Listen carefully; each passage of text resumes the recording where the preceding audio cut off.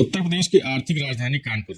जी हाँ, कानपुर को उत्तर प्रदेश की आर्थिक राजधानी कहा जाता है और आज से नहीं, अंग्रेजों के टाइम से कहा जाता है।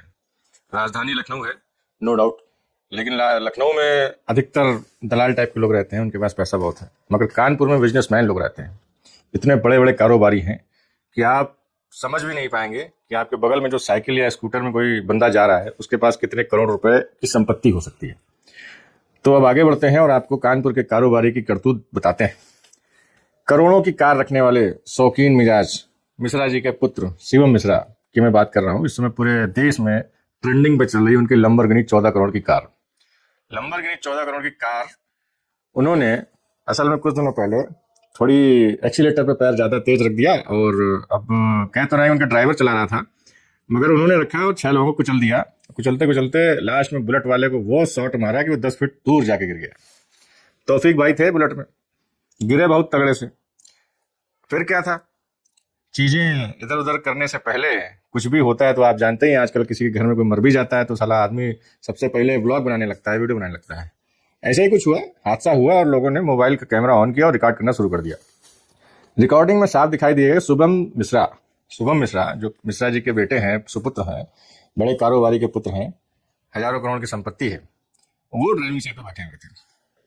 फिर क्या था, शुभम मिश्रा कोपचे में आने ही वाले थे, मगर बीच में शुभम मिश्रा के और तौफीक भाई के पैसा आ गया।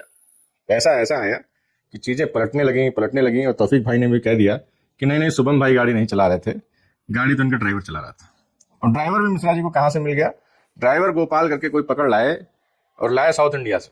हिंदी उसे आती थी, मगर साउथ इंडियन हिंदी कैसे बोलता है वो आप सबको पता है। तो ड्राइवर का दांव भी इनका सही पड़ गया और पैसा अभी जीत ही रहा था कि हमारे पूर्व मुख्यमंत्री अखिलेश यादव जी ने अपने ट्विटर हैंडल पे एक ट्वीट मार दिया शुभम मिश्रा के हादसे को लेकर। अब फिर क्या था, अब ये कानपुर वाली लड़ाई मुख्यमंत्रियों तक पहुंच गई।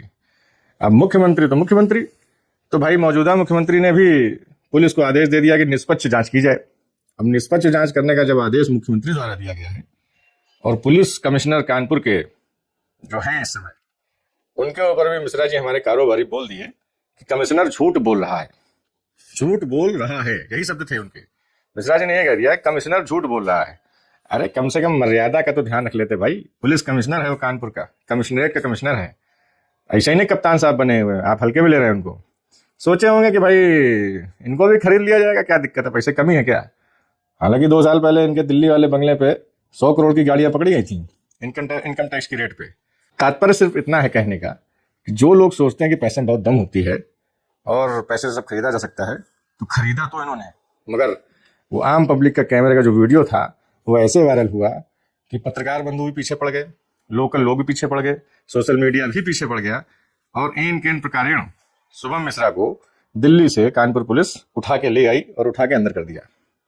मगर भाई देखो, एक बात तो मान लो, पैसे में जो दम होती है वो किसी में नहीं होती।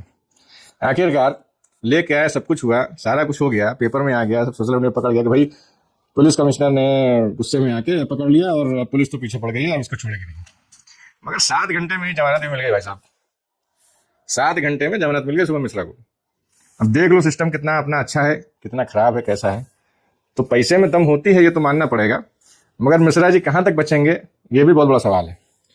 वैसे भी कानपुर इस समय ट्रेंडिंग में चल रहा है, 2 महिलाओं में ठाकुर पंडित की जो वॉर चल रही है, एक वो खबर ट्रेंडिंग में चल रही है, एक शुभम मिश्रा जी हैं, वो भी अपनी लंबरगिनी कार को लेकर फेमस हो रखे हैं, प्रसिद्ध हो रखे हैं, मशहूर हो रखे हैं।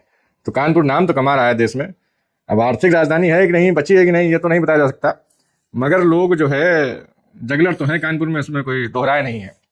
तो शुभम मिश्रा का आगे क्या होता है क्या नहीं होता है तो भगवानी मालिक है। हालांकि कोई डेथ नहीं हुई है, मगर गाड़ी नशे में चलाई, कैसे चलाई, वो बीमार थे, बता रहे वो बीमार चलते हैं, उनकी मानसिक स्थिति ठीक है कि नहीं है, फलाना ठिकाना जो भी है, मगर लंबरगिनी कार कानपुर में चलाना इतना आसान नहीं है। अब तेज चलाओगे तो 6 लोगों का, अगर बिल्कुल तेज चलाओगे तो 60 लोगों में भी गाड़ी चल सकती है। लंबरगिनी है 14 करोड़ की, तो कुछ तो रंग दिखाएगी साथियों। तो देखिए आगे क्या होता है।